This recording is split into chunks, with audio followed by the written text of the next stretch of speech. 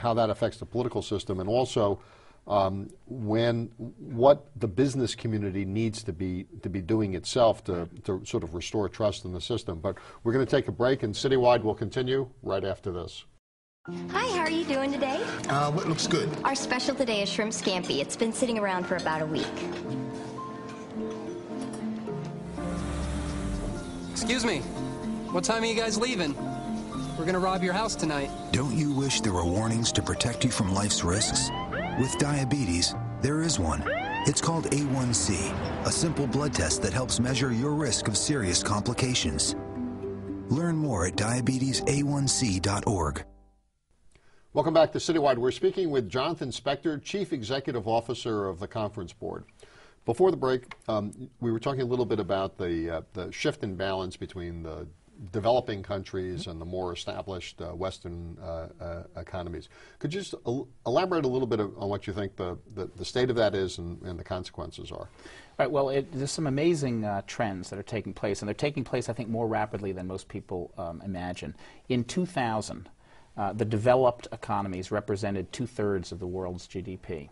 Today, in 2010, it's a 50-50 balance. And by 2016, it's going to be reversed, 1/3 developed, 2/3 developing. I don't think anyone knows what the implications of that are. Being a smaller piece of a bigger pie doesn't necessarily have any implications in the sense that our economy will continue to grow. Our economy will be bigger in 2016 than it is today. But in terms of our economic influence, in terms of the leadership roles that we're able to play, whether it has any effect on our political influence and our capabilities and so forth, is unclear. Well, it sounds like the end of the Western economic empire. Well, if you thought it was an empire to begin with, I suppose. I don't want to paint it in. I really think it's an unknown as opposed to some sort of demise that will affect all of us as individuals. I do think that it should open up our minds somewhat to alternative approaches to problem solving. I know we have a research center in China, as an example, and oftentimes our economists and theirs fall into kind of a normal discussion where we go, well, what you're doing, isn't normal, and they go, well, it's becoming normal. You're now becoming the less normal, approach. And I'm not trying to make any political statements about democracy or other forms of government. I mean, I think democracy is an incredible strength of the West, and I hope it endures. I think it will. But there are, at the margins, I think, different approaches that different economies have been taking and are now being shown to have pros and cons that we've maybe never considered. I just think it's going to be a very interesting time as we think about what it means to be America and what it means to have a political, economic system that thrives. And also whether or not enterprise is best served by free enterprise that's regulated by government, or whether it's enterprise that's actually integrated with the government. In China, there doesn't seem to be a vast distinction between the owners of the businesses and the political and military leadership. Well, I think in China, and I'm not an expert on China, although I did live there for a couple of years a while ago. I do think that the gap, while it is a close relationship, as you point out, I do think the gap between the government and business is growing slightly in China. I think temporarily in the United States, it's coming together. I firmly believe, at least in the U.S., and this is based not only on what I think is right, but on also talking to government officials, that pretty much everyone views that coming together of business and the government in the U.S. as a very temporary phenomenon. We talked earlier in the program about sort of radical steps. That was clearly one of them, and I don't know any serious thinker in the government who thinks that fundamentally we need to get the government much more involved in business.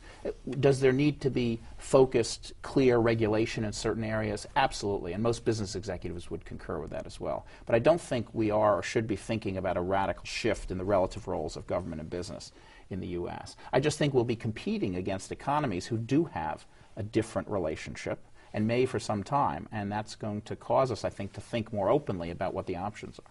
So I want to ask you about New York City, because we were clearly the capital of that Western economic empire, but now Bear Stearns and Lehman Brothers are gone, and Goldman Sachs is in a different form, and the like.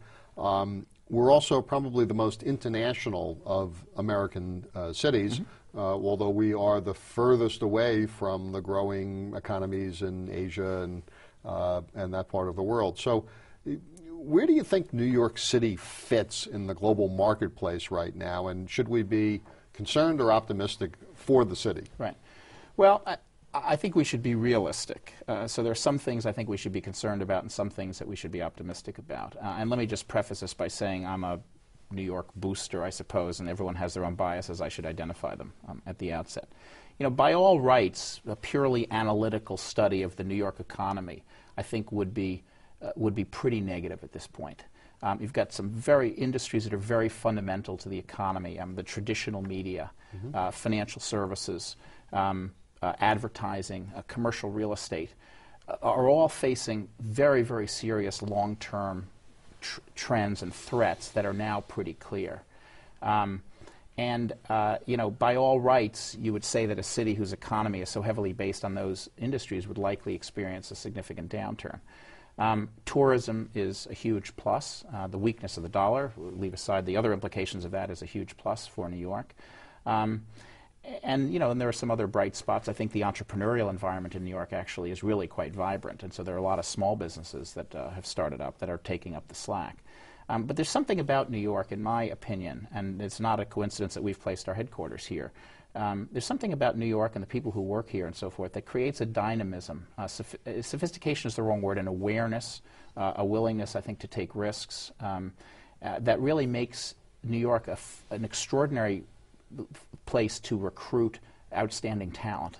And in the end, as a business enterprise, while you're going to be located around the world, we have offices in Brussels and Hong Kong and Beijing and India. We have most of our folks in New York because that's where we can recruit incredible economists, we can recruit great marketing people here, we can recruit experts in human capital and in other areas. So I'm actually, I think, pessimistic based on the numbers, but optimistic based on the feeling and the qualitative aspects of New York. I was with some folks from the mayor's office recently who shared with me that over the course of this recent recession, New York City lost 2% of its private sector jobs, whereas Los Angeles lost something like 6 or 7% of its private sector jobs. They attributed it to some extent to the diversification of it. But it also seems to me that there hasn't emerged a competitor to New York yet. There was some talk of London because of regulation here, but London, you know, the British model seems to be moving in the other direction, and there seems to be either a lifestyle or political insecurity about Dubai or Hong Kong or any place else. So it may be that New York, as London survived the decline of colonialism, that New York will continue to be a major power regardless of anything else. I think, for that and other reasons, I think that it's right. First of all, I think we have to say that the world doesn't need to have one city that is preeminent. And I think New York, London, Tokyo, or Hong Kong, or Singapore, even Dubai, there's a collection of 4 or 5 or 6 cities which are natural business centers. I also think, though, it's interesting if we now step back and look, say, over the last 30 or 40 years, and we look at Dubai, Hong Kong, Singapore, they have had their ups and downs. Right. We've got cities, instead of New York and London, you know, that are hundreds of years old. And so while I think there will always be new cities, I think some of the cities I just mentioned have extraordinary strengths and will endure, I don't think there's any real threat to both New York and London being important centers of talent, of ideas, of commerce. I don't think we should be complacent. And in fact, one of the reasons why I think New York has survived well is because we may be a lot of things, but New Yorkers aren't really complacent. Right. And I think that's really helped us in terms of our people and also in terms of our leadership. It's really helped us to stay afloat. So I want to ask you, the going forward basis, the curtain got pulled back on the American business community, and what the public saw wasn't pretty. And I'm not just talking about Madoff and the other people, but massive financial manipulation that may have been within the boundaries of the law. And then in a lot of areas, just breakdowns in integrity, whether it was in how we process food or professors, medical professors being on pharmaceutical company payrolls.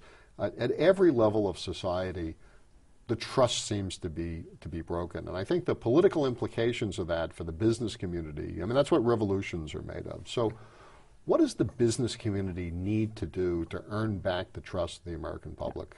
Well, it's a great question, Ken, and I think the first thing is that the business community needs to view the issue through the lens of restoring public trust.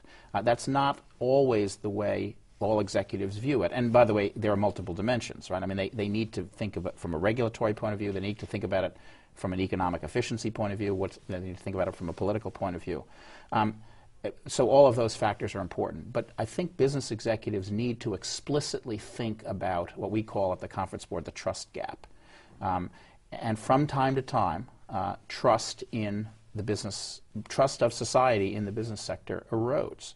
And if it erodes too seriously, as you point out, I don't want to talk about revolution, but I do think that fundamental changes can take place in the regulatory environment and so forth. And that's not good for society, and it's not good for business.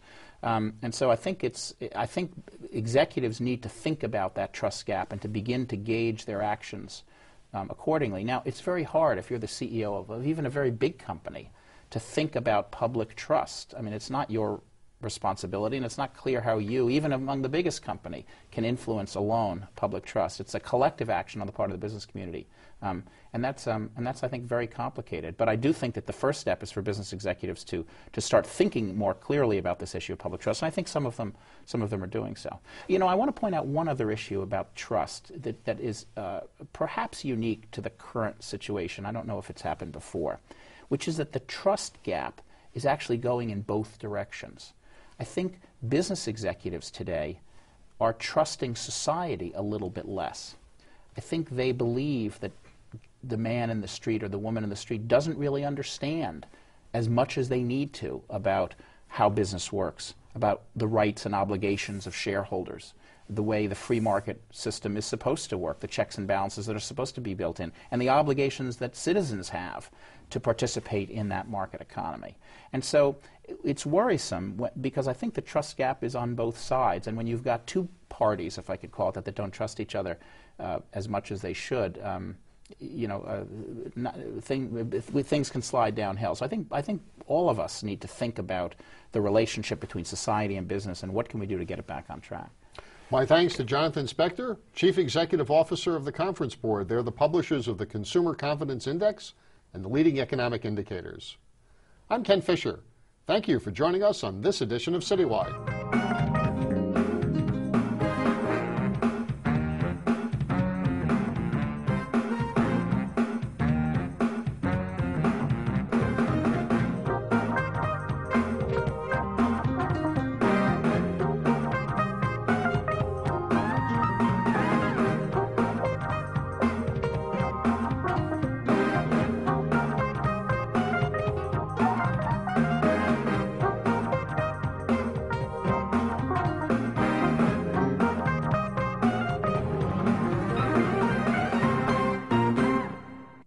Send your comments and suggestions to Citywide at CUNY-TV, 365 Fifth Avenue, New York, New York, 10016.